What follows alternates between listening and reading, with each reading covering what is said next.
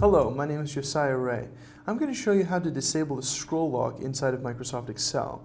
There's a few different ways to do this, but there is a known issue where sometimes the scroll lock, you can't actually disable it while running Excel.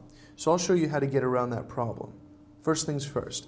Inside of Excel, I'm going to enable my scroll lock, and you'll see this little pop-up down here that says my scroll lock is enabled.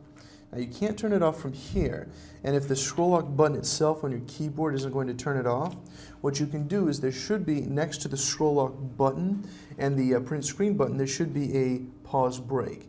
Try pushing that, or if you're on a laptop you may have to push the FN button in the break, and that might be able to snap it out of its cycle. If you can't do that, there is a workaround. It's displaying the on-screen keyboard and disabling the scroll lock from there. So let's do that. I'm inside of Windows 7, but this will be pretty much the same method for all versions of Windows. We'll click on the Start button, go to All Programs, and then we want Accessories. If you scroll down in, it's either going to be Accessibility or Ease of Access, and we want to click on On-Screen Keyboard. See that the scroll lock is enabled, and we'll just take it off right there.